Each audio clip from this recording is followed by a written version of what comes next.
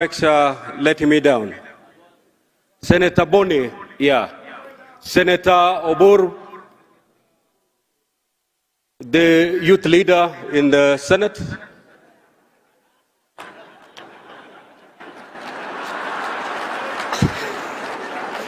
Senator Gloria, Senator Hezena, and Senator Eddie Okech. Thank you.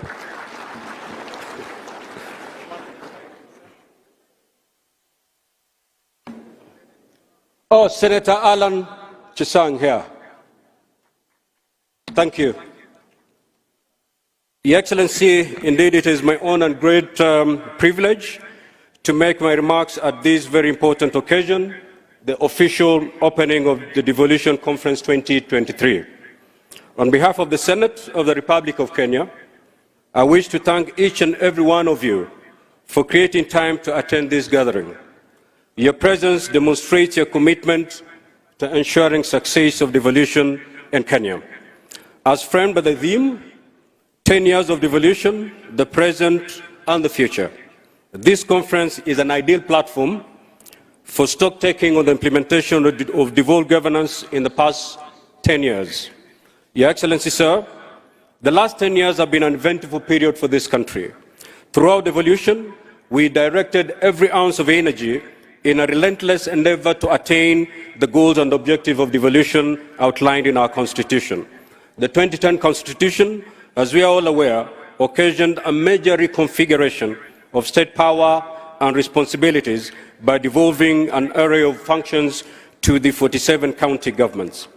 And clearly defining the mandates of each player in the devolution space, the 2010 Constitution and attendant laws have facilitated a seamless engagement between Parliament of Kenya, comprising of the Senate and the National Assembly, the Council of Governors, county assemblies, and the executives of both national and county governments in championing the cause of devolution. Thanks to the time, effort and resources invested by these institutions in this governance model, devolution has left clear footprints across our nation. Each of the 47 regions has an outstanding story to tell on how devolution has occasioned a positive and impactful realignment of its development priorities and addressed unique needs of residents.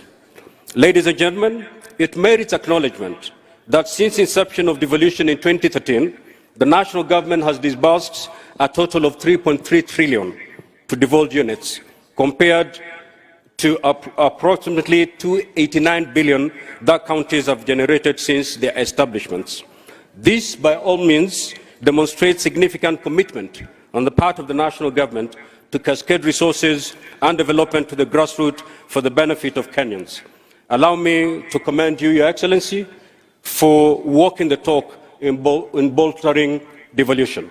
As a Senate and Parliament at large, we appreciate the priorities accorded to bills presented to you, sir, for assent, notably the Equalization Fund Appropriation Act 2023, County Allocation of Revenue Act 2023, and the County Government's Additional Allocation Conditional Grants 2023.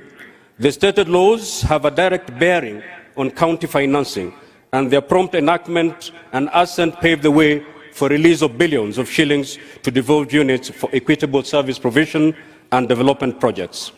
An array of other proposed new legislation, nearly 40 in number, are currently being processed by the Senate.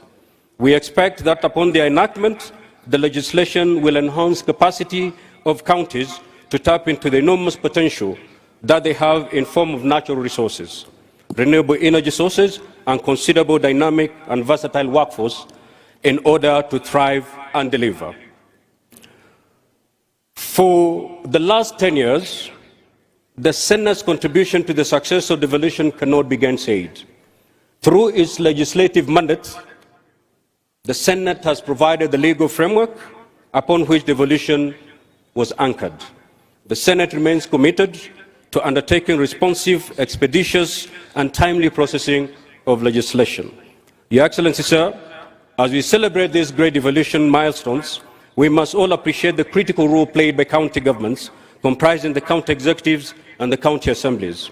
Their resilience and impactful delivery of the last 10 years stand out not only as solid and irrefutable evidence that devolution is working, but also stand tall as a beacon of hope regarding the future of devolved governance.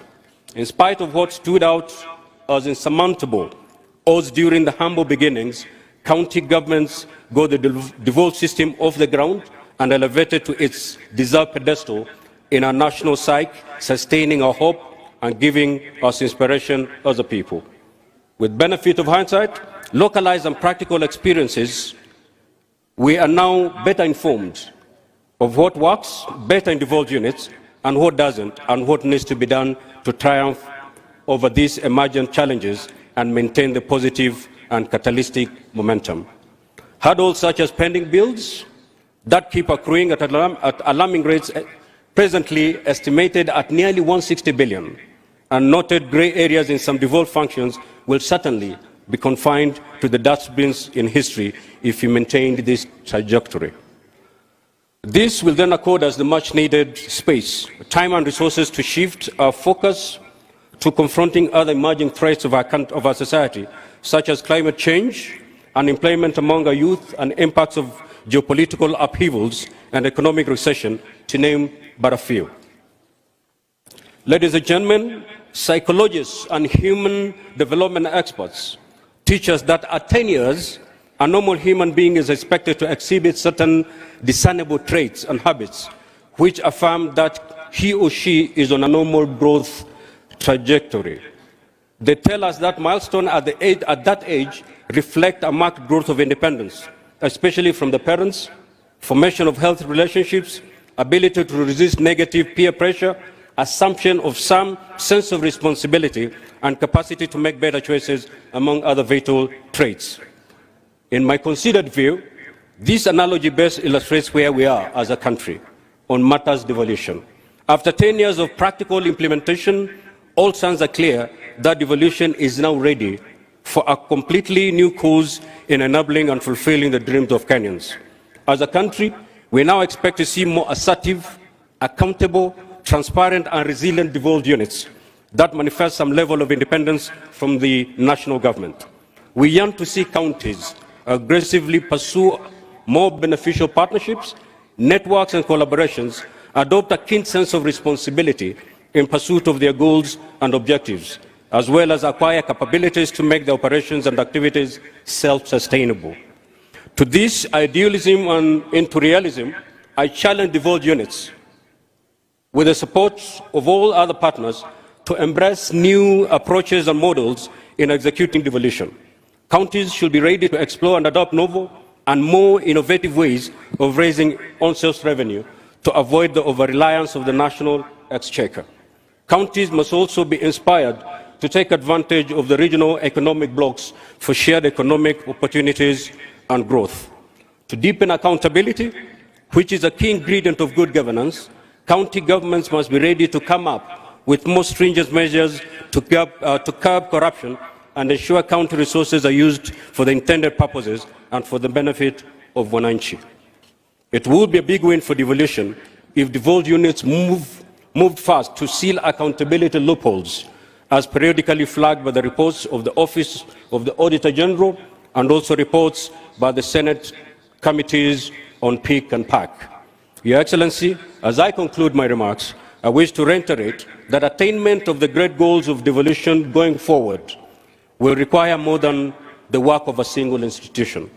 Tapping from my 10-year experience as a governor, and now in my capacity as the Speaker of the Senate, I know for a fact that it will take a collegial and partnership-oriented approach to propel devolution to the next level. I urge county governments to add impetus to the thriving partnership with the national government for enhanced capability, especially in the delivery of targets in capital-intensive areas such as housing, health, trade, investments, and agriculture. For all of us,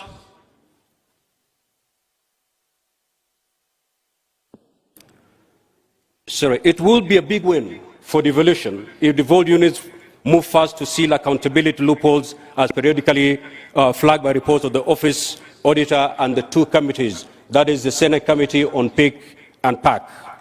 For all of us partners in the devolution space, time has come for us to walk the talk in adopting a friendly, united front in addressing many issues that routinely arise as we implement devolution. This is the spirit the Senate and the Council of Governors exemplified when they firmly resolved, going forward, at a joint inaugural high-level meeting a few months ago to work in synergy for the success of devolution.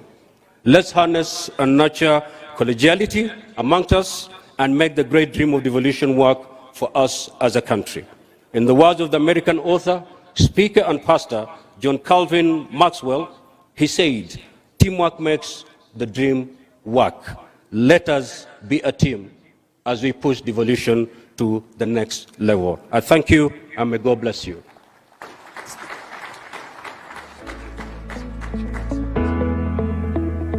We also have the members of the National Assembly. Please be upstanding so that we acknowledge your presence. Members of the National Assembly. Those are the members of the National Assembly. I may not have your names, but we welcome you to the Devolution Conference 2023. And thank you for finding time to come to be with us. Thank you.